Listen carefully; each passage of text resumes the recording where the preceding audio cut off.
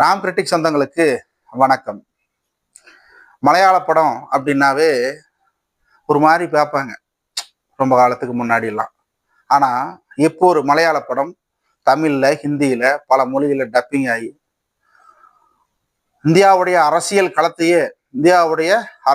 களத்தையே திரும்பி பார்க்க வச்சிருக்குது அப்படின்னா உங்களால் நம்ப முடியுமா? ஆமாம், எம்புரான் படத்தை நீங்கள் கட்டாயம் பார்க்க வேண்டும். நம்மலாம் பார்க்கறதுக்கு முன்னாடியே இன்னைக்கு எம்புரான் படத்தோட பலக்குழு 17 கட்டு நாங்கள் கட் பண்ணுறோம், அதில் இருக்கிற காட்சிகள் எல்லாம் கட் பண்ணுறோம் அப்படின்னு. எனக்கு தெரிஞ்சு இதுக்கு மேலே அந்த படத்தை பார்க்குறதே வேஸ்ட். அவங்க கட் பண்ணுற அந்த சீன் எல்லாம் படத்துடைய கரு. ஒரு கதைக்கு கரு கட் பண்ணிட்டா அது வெறும் கமர்ஷியலாக தான் இருக்குமா தவிர ஜனங்களோட கனெக்ட் ஆகாது. ஆனால் எம்புரான் படம் இந்தியாவுடைய மிகப்பெரிய மத கலவரமான கோத்ரா ரயிலிருப்பு சம்பவத்தில் இருந்து தொடங்குது அப்படின்னா நீங்க நம்புவீங்களா? அந்த படம் அப்படிதான் தொடங்குது. ஒரு இஸ்லாமிய குடும்பம் ஒரு இடத்துல போய் தஞ்சம் அடைகிறாங்க. அந்த தஞ்சம் அடையும் போது ஒரு வயதான மூதாட்டி அவங்களுக்கு பாதுகாப்பு கொடுக்குறாங்க. அதுல கர்ப்பமான ஒரு பெண்ணும் இருக்கிறாள். இந்த கர்ப்பமான பெண் பில்கிஸ் பானுக்கு நடந்த அதே அவலத்தை குறிப்பதாக இருக்கிறது. அதனால் எங்களுக்கு மான பிரச்சனை அப்படின்னு இன்னைக்கு இந்து அமைப்புகள்லாம் இந்த எம்புரான் படத்துக்கு எதிராக போராட்டமே நடத்துறாங்க. இப்ப நாம என்ன சொல்றோம்? அந்த குடும்பம் கதையில ஒரு இடத்துல போய் ஒளிஞ்சுக்கிறாங்க, பயந்துகிட்டு தங்களை கொன்று விடுவார்களோ அப்படின்னு. எதிர்த்து கத்தியும் கேடயவுமாக நிக்கல, ஓடி ஒளிகிறாங்க. அப்போ அங்க ஒளிஞ்சுக்கிட்டு இருக்கிறத அந்த இடத்துல இருக்கிற ஒரு காட்டி கொடுப்பவன், அவன் பெயர் தான் முன்னா. இந்த முன்னாங்கிற கேரக்டரும் பாபா பஜ்ரங்கி அப்படிங்கிற கேரக்டரும் படத்தோட கடைசி வரைக்கும் வருது.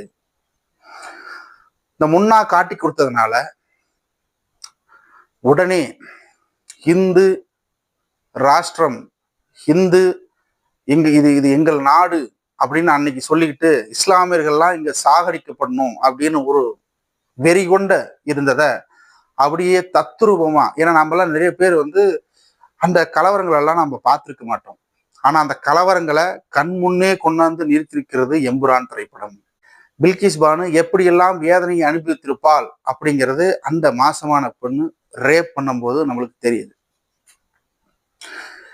மொத்த இஸ்லாமிய குடும்பமும், அதாவது அந்த ஒளிஞ்சிட்டு இருந்த குடும்பமும் சாகடிக்கப்படுறாங்க மிக கொடூரமாக. அதுக்கப்புறம் அதில் தப்பி ஓடிய ஒரே ஒருத்தர், அவர்தான் கதையில இரண்டாவது கதாநாயகன், பிருத்திவிராஜ். இந்த படம் அதுக்கப்புறம் இந்த இன்ட்ரோ சீனுக்கு அப்புறம், இந்த கொலை கலவரத்துக்கு அப்புறம் பாபா பஜ்ரங்கி பல வருஷத்துக்கு அப்புறமா ஒரு மிகப்பெரிய அரசியல் கட்சி இருக்கிறார். பாபா பஜ்ரங்கியோடைய இந்துத்துவ அமைப்பு சார்ந்தவன் போன்ற தோற்றத்தில் இருக்கிற அந்த கட்சி 2 கத்தியும் கேடயமும் சங்கு சக்கரம் பொறித்த ஒரு காவி நிறைய கொடியை வைத்ததாக இருக்குது.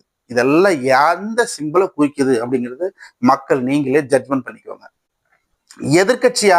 அதுக்கு எதிர்கட்சியா காங்கிரஸ் கட்சி இருக்கிறதாக தெரிகிறது. ஏன்னா அந்த கட்சியில்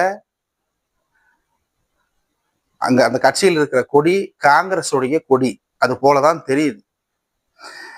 அப்போ அந்த கட்சிக்கு பேரு வேற ஏதோ வச்சிருக்காங்க. நமக்கு தேவையான அந்த கட் வீடியோஸ் எல்லாம் என்ன அப்படிங்கிறத மட்டும் பார்ப்போம்.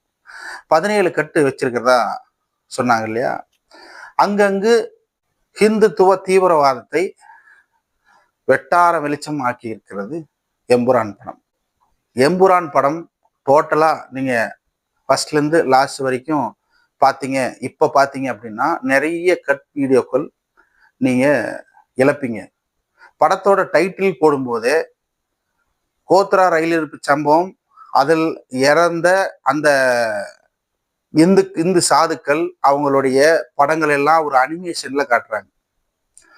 அதுக்கப்புறம் அந்த கொலை சம்பவத்துக்கு தொடர்புடையதாக தான் இந்த படம் கதைக்களம் நகருது. கரு அதுவா இருக்குதோ அப்படின்னு நம்ம பார்க்கல. கேரளாவில் ஒரு அரசியல் மாற்றம், அந்த அரசியல் மாற்றத்துக்கு காரணம் ஹிந்துத்துவ அமைப்பு கேரளாவில் இருக்கிற ஒரு மிக சிறந்த கட்சி. அந்த கட்சிக்குள்ள ஹிந்துத்துவம் உள்ளே நுழைகிறது. அப்போ டெரரிசம் அப்படின்னா இஸ்லாமியர்களை காட்டுறது நம்ம பார்த்துருப்போம். இந்த இடத்துல அதுக்கு ஆப்போசிட்டா இந்த படத்துல டெரரிசம் அப்படிங்கிறது இந்தியாவில் எப்படி இருக்கிறது அப்படிங்கிறது தெளிவா வெட்டார வெளிச்சம் போட்டு காட்டியிருக்குது எம்புரான். அந்த பாபா பஜ்ரங்கி அப்படிங்கிற அந்த கொடூர கொலைகாரன் பில்கிஸ் பானுவை போல ஒரு பெண்ணை கற்பழித்து 4-5 பேர் சேர்ந்து கற்பழித்து அந்த பெண்ணை கொல்கிறார்கள். அதுதான் அந்த அந்த ஒரு செயல் தான் இன்னைக்கு இருக்கிற இந்துத்துவவாதிகளுக்கு, பாஜக காரர்களுக்கு எல்லாம் நெஞ்சுறுத்தலா இருக்குது. அதற்காக தான் போராடுறாங்க. நாங்க பண்ண கொலைய நீங்க எப்படி படம் போட்டு காட்டலாம்?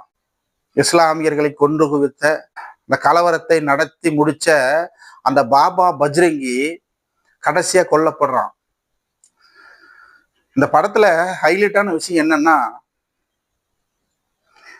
யார் யாரெல்லாம் இஸ்லாமியர்களை கொன்றார்களோ அவங்களை எல்லாத்தையும் ஹிந்துத்துவ அமைப்பு பெரிய கட்சியில் தலைவராக உட்கார வைக்கும் அப்படிங்கிறதெல்லாம் இந்த படத்துல ரிவீல் பண்ணியிருக்காங்க. எவ்வளவு பெரிய விஷயம் இல்லை? அதே மாதிரி ஒரு இடத்துல ஒரு கட்சி தலைவரை கைது பண்றாங்க. அந்த கட்சி தலைவரை கைது பண்ணும்போது தலைவி, இந்த படத்தோட தலைவி, இந்த படத்தோட நாயகியும் அவங்க தான். அவங்கள கைது பண்றாங்க. கைது பண்ணும்போது ஒரு விஷயத்த ஞாபகப்படுத்துறாங்க ஒட்டுமொத்த இந்தியாவுக்கும். இது ஒன்றும் பீகாரும் உத்தரப்பிரதேசம் கிடையாது, இது கேரளா, நீ இப்படியெல்லாம் அரெஸ்ட் பண்ண முடியாது அப்படின்னு. என்ன ஆதாரம் இருக்கிறது அப்படின்னா, இது பிஎம்எல்ஏ சட்டத்தின் மூலமா உங்களை நான் வந்து கைது பண்றேன் அப்படின்னு சொல்றாங்க. ஸோ பிஎம்எல்ஏன்னு என்ன? இடி. பாஜக எப்படி இடியை வைத்து அரசியல் செய்கிறதோ அதே அரசியலைத்தான் எம்புரான் படத்தில் வில்லனாக காட்டுகின்ற பாபா பஜ்ரங்கி செய்கிறார். இப்ப பாபா பஜ்ரங்கி யாரு? எந்த கட்சிக்கு அது உரைக்குது? எந்த கட்சிக்கு அது குத்துது, கொடையுது? ஏன் எம்புரான் படத்தை தடை செய்ய வேண்டும் என்று இந்துத்துவ அமைப்புகள் போராடுது?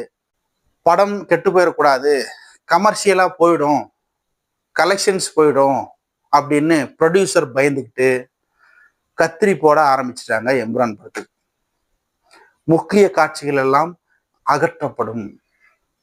கிட்டத்தட்ட 17 காட்சிகள் வெட்டப்படும். அப்போ எம்புரான் படமானது ஒரு நடை பிணமாக இருக்குமோ தவிர அது கதைக்கு உயிர் இல்லை. நான் முழுசா படத்தை பார்த்துட்டேன். அதுல என்னென்ன சொல்லியிருக்கிறாங்க அப்படிங்கிறதெல்லாம் எனக்கு தெரியும். முக்கியமா அந்த படத்தோட இன்ட்ரோ சீன், அந்த கர்ப்பிணி பெண் கற்பழிப்பு, அது அப்படியே பில்கிஸ் பானுவை நம்மளுக்கு நினைவு காட்டுகிறது.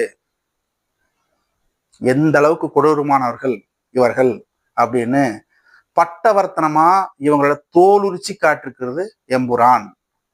கட்டாயமாக தமிழர்கள் ஒவ்வொருவரும் இந்த படத்தை பார்க்க வேண்டிய கட்டாயம் இருக்குது. நீங்க பார்க்கணும். வாரிசு அரசியலை பற்றியும் இங்க பேசியிருக்கிறாங்க. வாரிசா இருந்தா மட்டும் பத்தாது, தன் தகப்பனுடைய கொள்கையை கடைபிடிப்பவன் எவனோ அவன்தான் வாரிசு அப்படின்னு பொட்டுல அடிச்ச மாதிரி சொல்லியிருக்கிறாங்க இந்த படத்துல. சோ படத்தோட கருவை இதுக்கு மேல நீங்க பார்க்க முடியாது. அந்த வாரிசு அரசியல் எல்லாம் இருக்கும்னு நினைக்கிறேன். நான் அதெல்லாம் கட் பண்ண மாட்டாங்க அப்படிங்கிறது நான் அபிமானிக்கிறேன். ஏன்னா நான் தியேட்டர்ல போய் மறுபடியும் இன்னொரு வாட்டி பார்க்க போறேன். எந்தெந்த சீன்லாம் போச்சு அப்படிங்கிறத பத்தியும் நாம இந்த வீடியோல பேசுவோம். அந்த சீன்ஸை நான் போட முடியாது, பட் நான் வந்து என்னோட ட்விட்டர் ஐடியில போட்டு உங்களுக்கு நான் டிஸ்பிளே பண்றேன். அது என்னென்ன சீன் போச்சு அப்படிங்கிற அந்த சீனை மட்டும் கட் பண்ணி நான் உங்களுக்கு போட்டு காட்டுறேன். அடுத்த வீடியோ இதை பத்தி நம்ம பேசும்போது அதை பத்தி நான் உங்களுக்கு தெளிவா சொல்றேன். அடுத்த ஒரு நல்ல பதிவுடன் சந்திக்கிறேன். நன்றி, வணக்கம்.